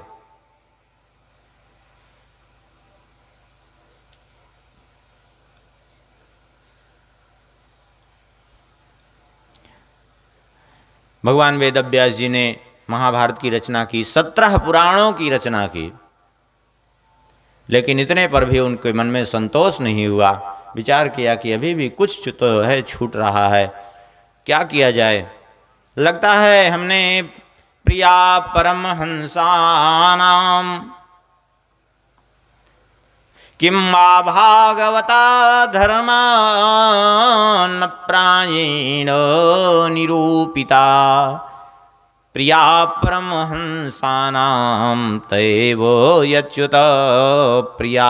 लगता है हमने भागवत धर्म का अब तक निरूपण नहीं किया है, इसीलिए हमारे मन में अपूर्णता का आभास हो रहा है।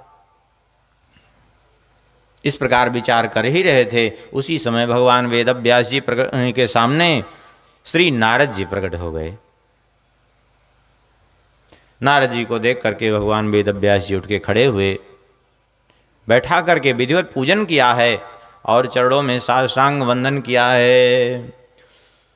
भगवान वेदव्यास जी से श्री नारद जी ने कहा, पाराशरे महाभाग भवता कश्चिदात्मना परितुष्यति शारीर आत्मा मानसेवा। हे पाराशर नंदन व्यास जी, आप संतुष्ट तो हैं, आप प्रसन्न तो हैं, क्या बात है, आप इतने उदास मुख क्यों दिख रहे हैं? आपने महाभारत जैसे ग्रंथ की रचना की, परब्रह्म परमात्मा का आपको तत्वबोध हो गया है, फिर आप इतने उदास मुख कैसे हो सकते हैं? भगवान वेदव्यास जी ने कहा कि अब इसका कारण तो आप ही बताइए। हमने इतना सब कुछ किया, फिर भी हमारी अपूर्णता का कारण क्या है? अब आप ही कृपा करके बताइए। क्यों? क्योंकि तुम पर्यटन नरकैव त्रिलोकी अंतश्चरो वायुरिवात्म साक्षी परावरे ब्रह्मणि धर्मतो व्रतै स्नातस्य मेन्यूनमलं विचक्ष। आप संपूर्ण त्रिभुवन में निरंतर सूर्यदेव की तरह विचरण करते रहते हैं। आपकी दृष्टि से कुछ भी छुपा नहीं है, चाहे किसी के अंतर्हृदय की बात हो और चाहे बाह्य जगत की बात हो। तो आप ही कृपा करके इसका समाधान करिए। सुन करके श्री नारद जी कहते हैं, तो सुन लीजिए, अब आपने हमसे पूछा है तो हम आपको बताते हैं। आपने धर्म अर्थ काम के प्रतिपादन में बहुत ग्रंथ का निरूपण किया, सब कुछ किया, लेकिन यथा धर्मादेश्चार्था मुनिवर्यानुकीर्तिता न तथा वासुदेवस्य महिमा नयन वर्णिता। जैसा आपने धर्म अर्थ काम मोक्ष आदि पुरुषार्थों का निरूपण किया, ऐसा आपने भगवान की महिमा का निरूपण नहीं किया है। यद्यपि आपने जगह जगह चरित्रों का भगवान के वर्णन किया है, लेकिन वो किसी न किसी पुरुषार्थ के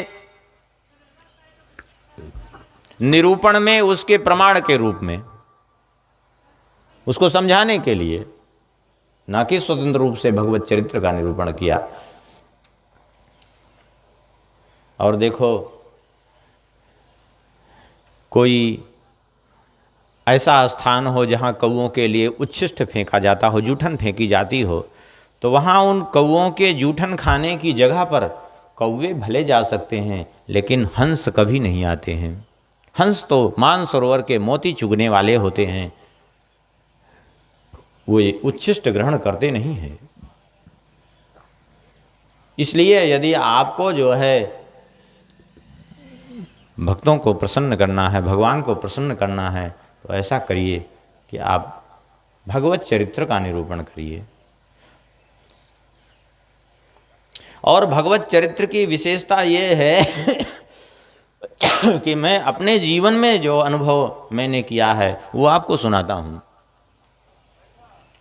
यहाँ अपना पूर्व जन्म का चरित्र सुनाया है श्री नारद जी ने।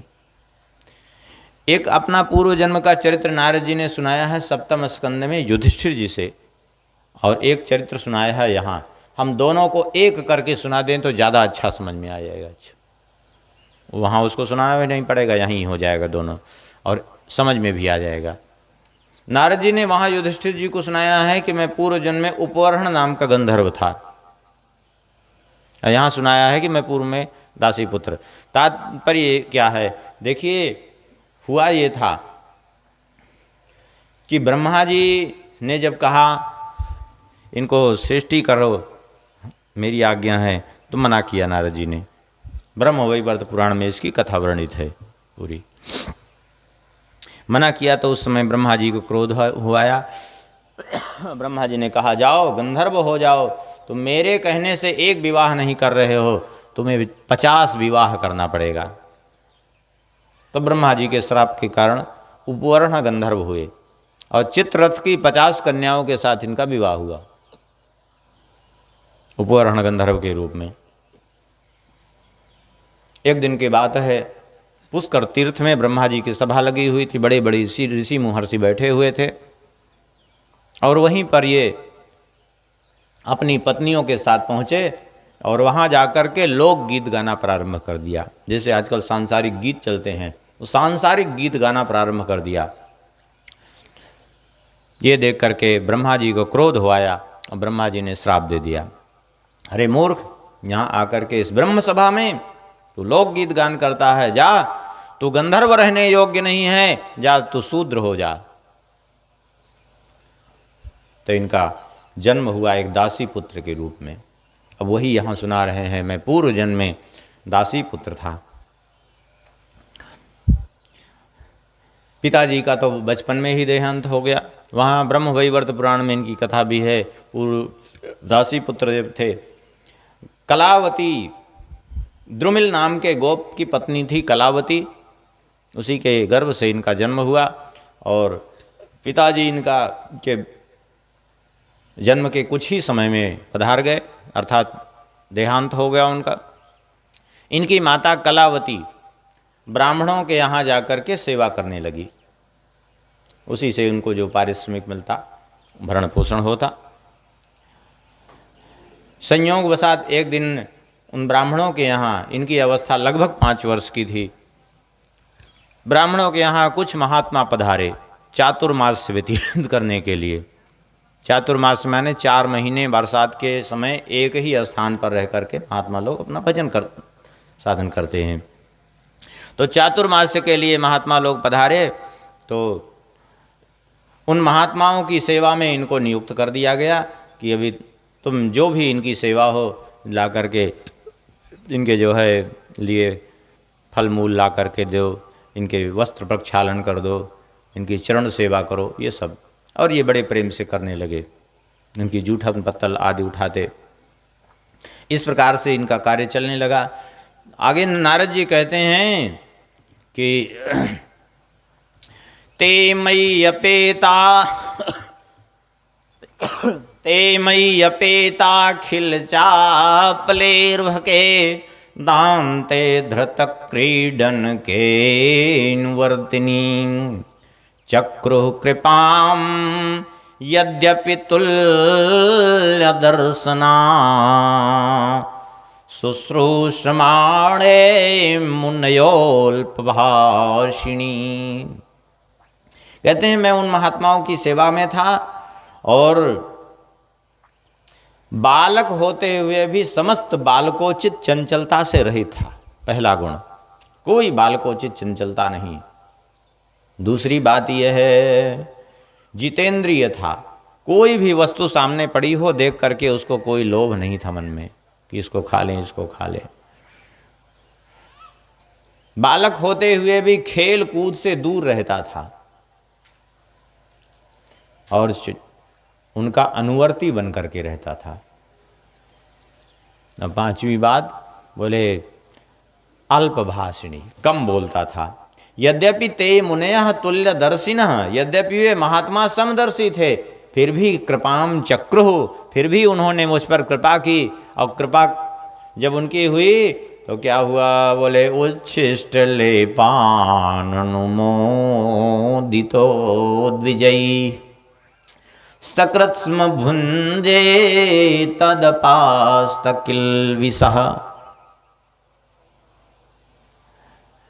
एवं प्रवृत्तस्य विशुद्ध चेतसस्तद्धर्म एवात्मरुचिः प्रजायते। कहते हैं एक बार उन महात्माओं की जूठन लेकर के मैं ग्रहण कर लेता था, उससे मेरे सारे पाप नष्ट हो गए, मेरा हृदय एकदम पवित्र हो गया, निर्मल हो गया। और उन महात्माओं की जिस धर्म में रुचि थी उसी में मेरी भी प्रवृत्ति हो गई।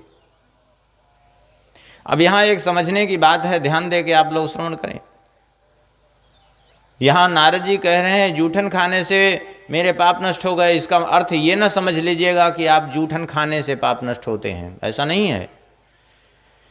यदि जूठन खाने से पाप नष्ट होते, यहाँ नारद जी कह रहे हैं, बोले नारद जी जो कह रहे हैं उसका अर्थ समझने की चेष्टा करिए।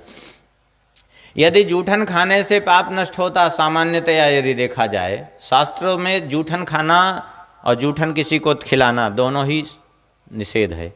लिखा है शास्त्रों में कि जो जूठन खाता है, जूठन किसी को देता है, वो लाला भक्ष नाम के नरक में जाता है, वहाँ उसको मलमूत्र खिलाया जाता है, समझ लो। इसलिए जूठन किसी का नहीं खाना चाहिए। आजकल तो बड़ी समस्या है, एक ही थाली में बैठ कर के दो दो तीन तीन लोग खा लेते हैं, पता नहीं कैसे खा लेते हैं, कैसे उनका मन मानता है, भगवान जाने। आजकल बड़ी विचित्र स्थिति है, पति पत्नी एक ही थाली में बैठ के खा लेते हैं, जबकि स्त्री का जूठा खाना जो है पुरुष के लिए अत्यंत निंदित माना गया है। लेकिन बुद्धि ये भ्रष्ट हो गई लोगों की। जूठा खाने से यदि जो है पाप नष्ट होता तो आजकल सभी जूठे खाते हैं एक दूसरे का। आजकल किसी के यहाँ कुछ भी आप खा लीजिए पी लीजिए तो उसका आपने जूठा खा लिया, पक्की बात बता रहे हैं। नई बात समझ में आई? अभी हम सब के यहाँ की हाल बता दें एक एक। लोगों के यहाँ कोई आता है, ले जाके उसके यहाँ पानी पीने को रख देते हैं और उठा करके पानी पीता है, और जो बचता है ले जाके रख देते हैं, उसी को घर में कोई ना कोई खा लेता है। वो उसका जूठा खाया कि नहीं खाया? इतना ही नहीं, लोग चाय नमकीन ला के लोगों के यहाँ रखे, नमकीन चबाते जा रहे हैं, चाय पीते जा रहे हैं। अब हम आपसे पूछें कि वो जो है आप जिस कप से जिस कप को हाथ में कप को पकड़े हैं या गिलास पकड़े हैं और आप पी रहे हैं, तो आपका हाथ जूठा हुआ कि नहीं जूठा हुआ? जब गिलास जूठा है, कप जूठा है, तो हाथ जूठा है कि नहीं जूठा? हाँ? और जो हाथ जूठा है उससे जो, और उसके बाद हाथ भी नहीं धुला, उसी हाथ से सब कुछ छू रहे हैं, तो सब कुछ जूठा हो रहा है कि नहीं हो रहा है? आजकल घरों में माताएं भोजन परोसती हैं, क्या करेंगी, भोजन कोई कर रहा है उसकी थाली में छुआ करके जो है परोस रही हैं। अब बताइए, आपने थाली में छू करके रोटी रखी, छू करके साग रखा, छू करके चावल रखा, अब बताइए हाथ जूठा हुआ कि नहीं जूठा हुआ? और जूठा हुआ तो उसी हाथ से सब कुछ छू रहे हैं, सब जूठा हुआ कि नहीं? पूरी रसोई जूठी हो गई कि नहीं हो गई? हाँ, और तो और उसकी तो बात जाने दीजिए, आजकल तो जूठे खाने की जबरदस्ती परंपरा चल गई। ये जो चला है क्या कहते हैं, बफर सिस्टम, कुकुर भोज, हिंदी में उसको बफर सिस्टम जानो, जो कुकुर भोज, जैसे कुकुरवन को डाल दीजिए तो एक साथ खा लें। अब उसी हाथ से खा रहे हैं, उसी हाथ से निकाल रहे हैं, ये क्या है? आज मनुष्य की दशा ये है कि पाश्चात्य सभ्यता अपनाने के चक्कर में इतना अंधा हो गया कि मनुष्य से वो जानबूझ करके पशु बनना चाह रहा है। पशु जैसे खड़े खड़े खाना, खड़े खड़े मलमूत्र त्याग करना, वही तो दशा कर रहा है मनुष्य। क्या मिल रहा है उसमें? अच्छा, लोग कहते हैं हम बड़े स्मार्ट हैं, और उन स्मार्टों की दशा तो देखिए,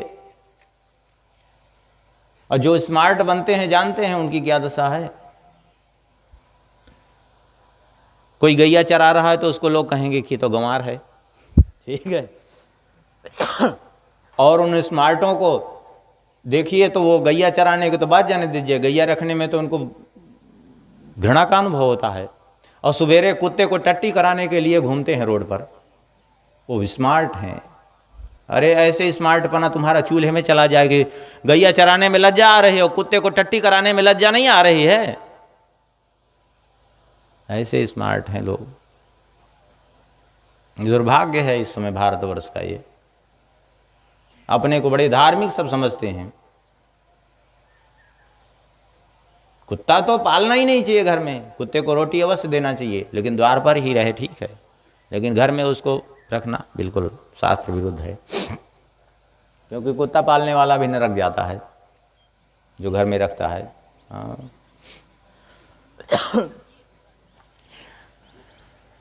लेकिन यहाँ सुनिए बात, अब ध्यान दीजिए। जो नारद जी कह रहे हैं मैंने जूठन खाया तो मेरे पाप नष्ट हो गए, उसका कारण क्या है? क्योंकि यहाँ जूठन नहीं खाया, बल्कि जिन महात्माओं का जूठन खाया वो कोई सामान्य महात्मा नहीं थे।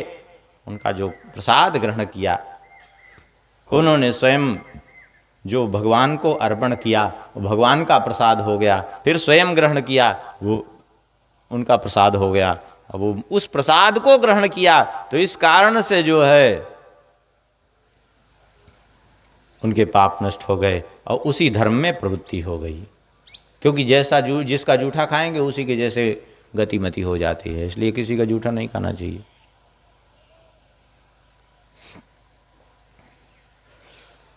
नारद जी कहते हैं कि मेरा चित्त पवित्र हो गया और मैं भगवान के भजन में प्रवृत्त हो गया।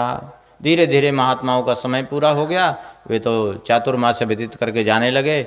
मैं भी चाहता था उनके साथ जाना, लेकिन मेरी माता जी वो जाने ही नहीं दे रही थी हमको। तो महात्माओं ने कहा तुम चिंता मत करो, तुम अपनी माता जी के साथ में रहो। और महात्मा लोग तो चले गए और मैं माता जी के साथ में रह करके अपना शेष समय व्यतीत करने लगा। माता जी मेरी बड़ी चिंता करती थी। संयोगवशात एक दिन की बात है, माता जी मेरी गो दोहन करने के लिए रात्रि में निकली घर से बाहर, और सर्प के ऊपर पैर पड़ गया तो सर्प ने डस लिया और मेरी माता जी का देहांत हो गया। नारद जी कहते हैं इसको अनुग्रहम मन्यमान प्रातिष्ठम दिशमुत्तराम, इसको भगवान की कृपा मैंने माना, क्योंकि भगवान की कृपा से माता जी ही एकमात्र जो है हमारे लिए बंधन थी संसार के लिए। और माता जी भी चली गई तो अब बिल्कुल कोई भक्ति में हमारे कोई बाधा नहीं रह गई। भगवान की कृपा से मैं तुरंत उत्तर दिशा की ओर प्रस्थान किया और चलते चलते कई नगरों ग्रामों को पार करके एक विशाल जंगल में पहुंचा। वहां जाकर एक सरोवर में स्नान किया।